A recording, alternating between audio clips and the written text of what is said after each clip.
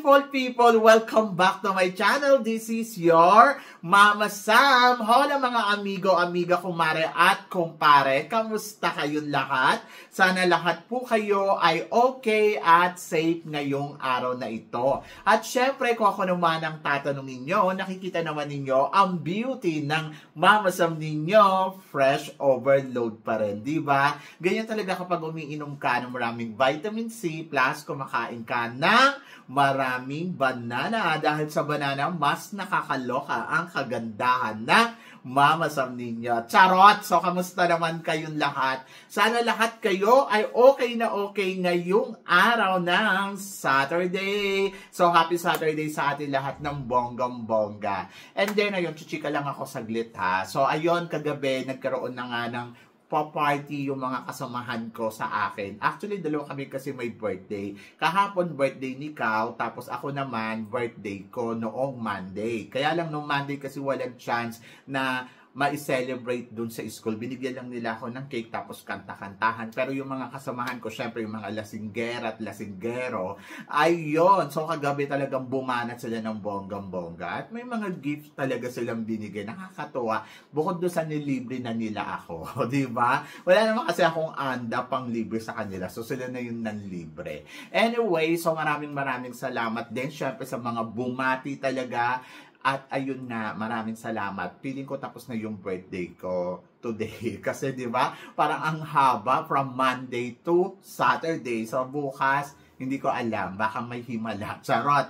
And then, ayun nga. So, syempre, tapos na rin ang August. At ayun nga, masaya na tayo dahil nairaos na natin siya ng bonggang-bongga. Maraming salamat sa mga nagmamahal sa akin ng talagang tapat. Charot.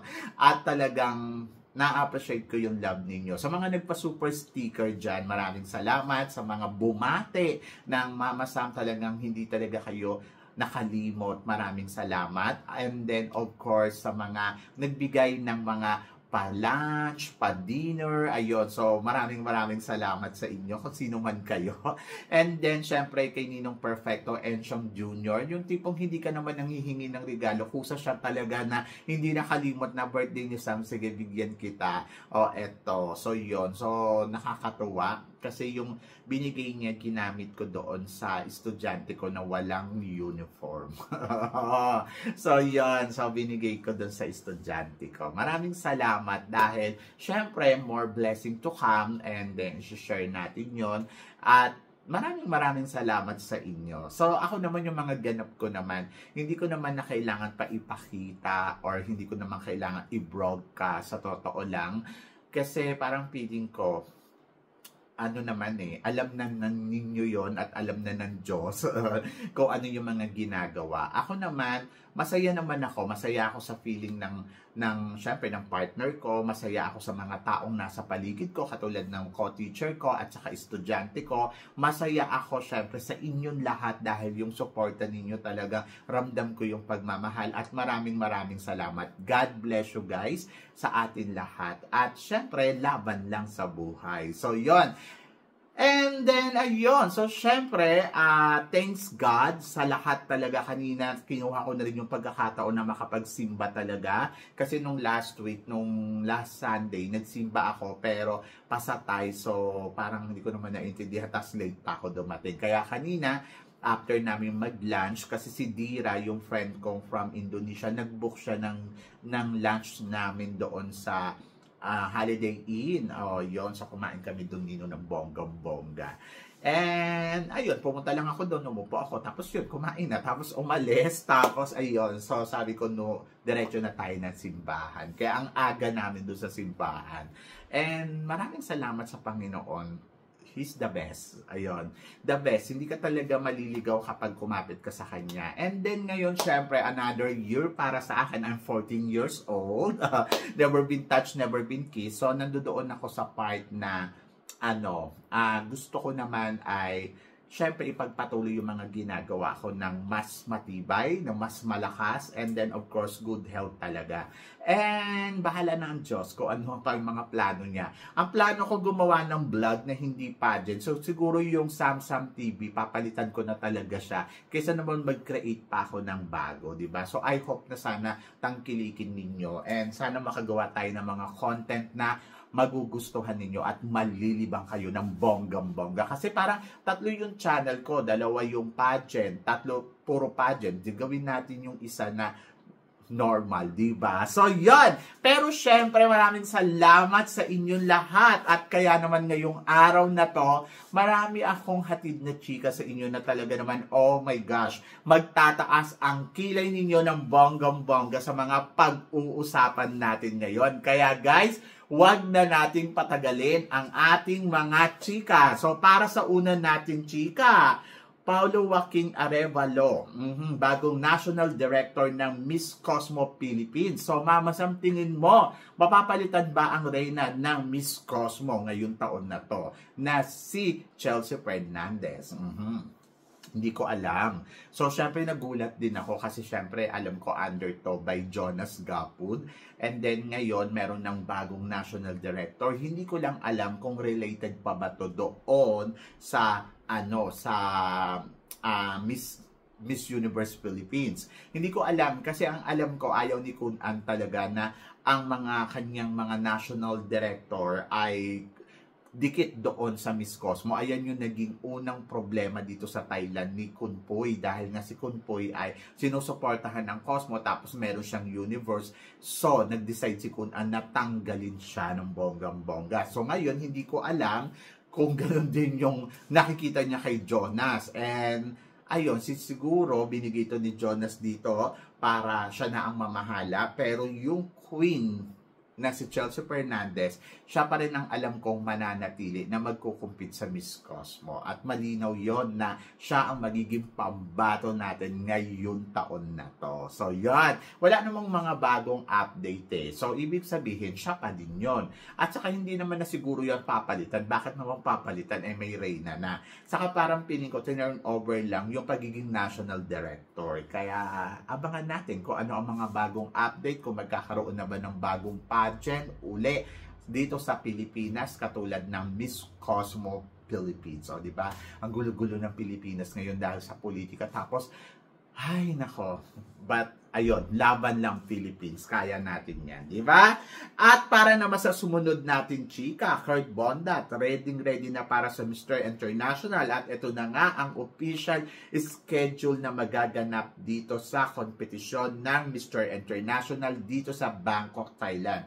So, ang arrival ng mga kandidato ay sa September 12, malapit na, no? September 12, and then, ayun. So, meron na talagang schedule day by day. 19 and hanggang 22, pupunta naman sila sa Konken at doon naman sila magkukumpit. Sa 15 and 18, doon naman sila magkukumpit. And then, babalik sila ng Bangkok para naman sa rehearsal, para talaga sa final competition, katulad ng preliminary competition and coronation night. So, excited na ba kayo? Ako, yes, excited na ako for Kurt Bondat. At then, nakikita naman natin si Kurt Bondat ay talagang palaban, Bondat na eh. O, yun. So, talagang palaban. At ngayon, may bago nga siyang photos na nilabas na talaga namang masasabi ko, wow, wow, wow, wow. O, diba? Sobrang panalo. Sobrang, ay nako, ang lakas nun dating. And I think, atin to. So, yun. So, hindi pa man nagsisimula ang competition, nararamdaman ko na nasa atin to. But, syempre, kailangan pa rin talaga patunayan ni Kurt Bondat na dapat siya para sa titulong Mr. International ngayong taon na to. So, basta ang alam ko malakas yung laban niya. Basta ang alam ko lalaban yan. At alam kong kakabog yan. Diyos ko, sa kagwapuhan ba naman yan? Gusto ko nga maging underwear ni ni Kurt Bondat. Alam niyo yun. Nakakaloka kasi yung kagwapuhan talaga niya. Pag nakikita ko yung mga photos niya, hindi naman na-elyahan. Kumbaga, parang, ano kaya kung underwear ako neto? Diyos ko, lagi kong kakagat-kagatin yung itlog neto. Charot. So, yun, nakakaloka. Kasi nga, di ba, napakagwapo at grabe, grabe talaga. Sobrang, ayun. So, eto na. So, si Ketot, ang Miss Cosmo Queen. Ayun, naka-live siya kanina at umiiyak dahil nga sa kaguluhan nga din sa Indonesia ng kanilang politics. So, dalang-dala sa sama ng loob at takot itong si Miss Cosmo. Anong chika ko dyan? Ang chika ko dyan ay kahit sino naman. Sino ba naman matutuwa sa kaguluhan ng mundo ngayon na dahil sa politiko? Itong mga politiko na to nakakaloka no?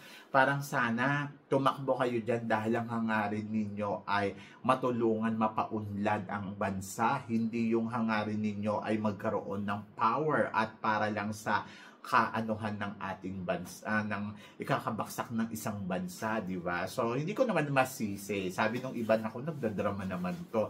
Pero guys, lagi niyong tandaan, may feeling din naman ito at natural bilang queen, di ba? So, gagamitin niya yung boses niya at maganda yan, di ba? Sila Chelsea din, ganyan din. Sila Chelsea, sila Joy Barcoma, nagsasalita na rin sa tungkol sa politika sa atin. Kumbaga, ganun din syempre ang Miss Cosmo. Kasi syempre, parang kung may power ka naman na gamitin yung boses mo, why not, di ba? So, gamitin mo yan sa magandang paraan. So, sumigaw ka sa social media at ipaglaban mo kung ano yung dapat mong ipaglaban. At naiintindihan ko yung side ni Miss Cosmo na talagang nalulungkot siya kasi syempre wala namang ibang hangad ang bawat bansa kundi mapaunlad. Alam niyo dito sa Thailand, ganyan din naman, may mga gulo-gulo din naman. Pero pinipili talaga nila na magkaroon ng maayos na pamumuhay para sa ikauunlad ng bansa nila.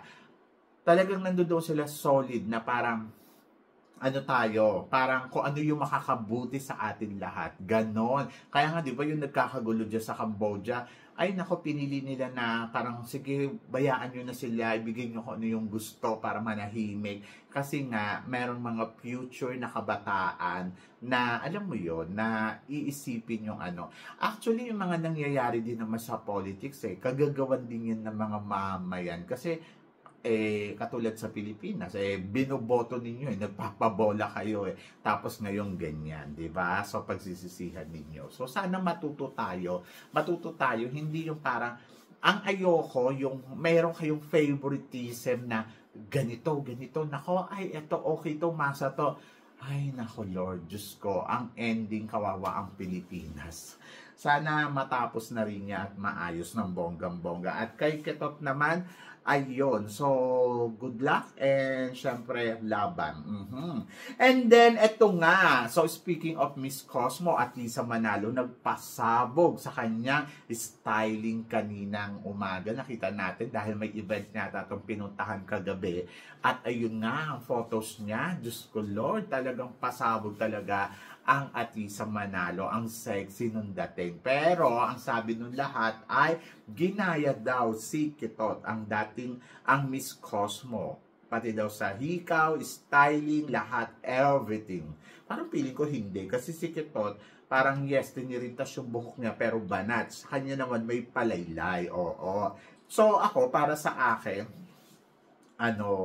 ang sexy ni Atisa at ang ganda ni Atisa. So, syempre, nauna na si Miss Cosmo na ilabas yung ganyang styling. So, lalabas talaga sa iba na mata ng tao, lalo na sa mga Indonesian fans na, ay, si Atisa gaya-gaya. Pero ang tanong nung iba na mukhang gumagawa ng ingay sa social media ngayon ang Maria Atisa Manalo at pinagdidiskitahan nga daw ang reyna nila. So, yun. So, ako naman parang, pwedeng yes, pwedeng no, pero nandoon ako sa part na bakit naman gagawin yun ni Atisa Manalo, for what, di ba? So, nagkataon lang siguro yung styling ay nagustuhan nila yung ginawa na styling dito kay Miss Cosmo, and then they try to apply to Atisa Manalo na much better, new version, di ba?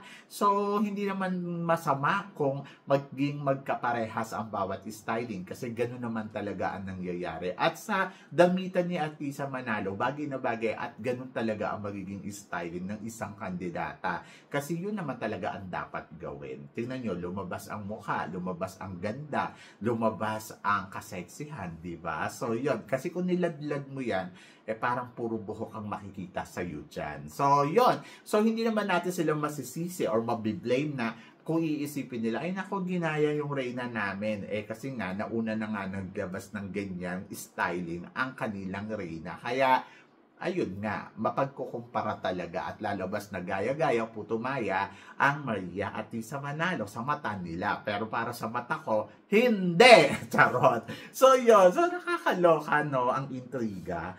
Ay nako. Pero ito ang mas nakakaloka. Syempre, pambato ng Thailand para sa Miss Grand. Ayan na, si Gatchabel. Ready na daw para sa makipagbardagulan sa Miss Grand International.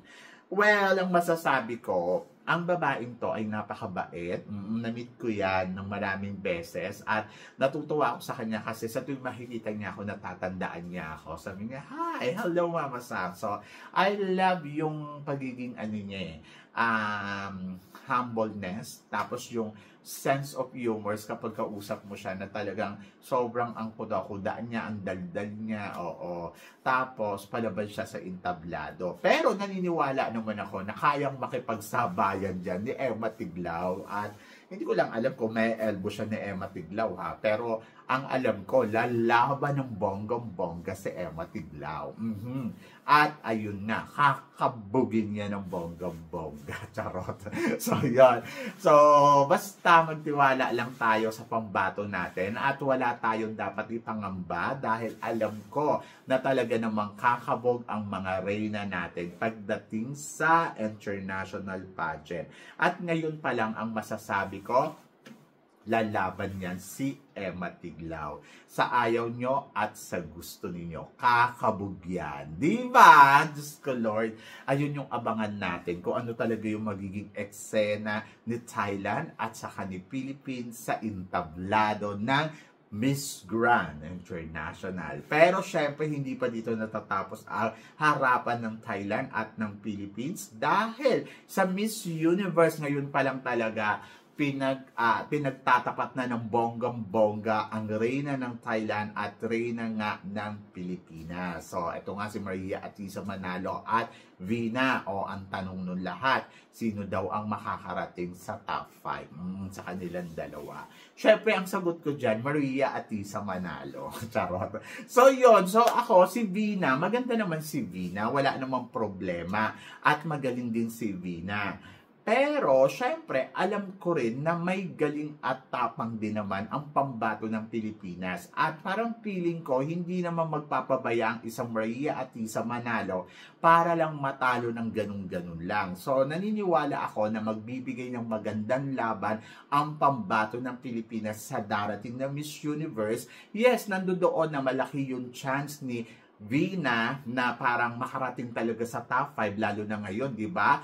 Alagang-alaga talaga siya ni Mr. Nawat. Pero sa part na to, ibang usapan yan. Kumbaga para naniniwala ako na magiging fair ang organization, fair sa lahat ng candidates, and then magkakaalaman kung obra nga ba ang galing neto ni Vina. Yung last time na pinanood ko siya sa swimsuit round, halos matumba na siya. Kung Miss Universe yun. Tapos ang dami-dami magagaling. Ligwak na yan, charot. Sa ano pa lang, sa swimsuit round pa lang. Kaya ingat-ingat din Vina. Pero naniniwala ako na malakas ang laban ni Vina over Philippines. Pero naniniwala din ako na lalaban ang pambato ng Pilipinas at hindi yan magpapakain ng buhay. I hope lang talaga na si Maria Atisa Manalo ay mapag-aralan niya yung mga galawan na dapat niyang ibigay sa darating na Miss Universe, di ba? So, magaling naman ang Maria Atisa Manalo. Hindi naman yung magiging first runner-up sa Miss International kung hindi yan magaling. At alam ko, nalalaban niya ng bonggang-bongga. O, diba? So, yan. Kaya good luck sa atin lahat. Pero ikaw ang tatanungin ko, tingin mo dito sa mga pinag-uusapan natin ngayon. So, please comment below para at least malaman ko naman kung ano naman ang chika mo dito sa mga tinatalakay natin. Syempre maraming salamat po sa inyong lahat sa suporta at pagmamahal. At sa mga hindi pa po nakaka-subscribe, please don't forget to click like and subscribe my channel at i-click nyo na rin po ang notification bell to more updated syempre sa aking mga chika. Sabi ng ganon, always keep smiling and laban lang. So guys, hanggang dito na lang. Hanggang sa muli nating chikahan. See you tomorrow. Thank you guys.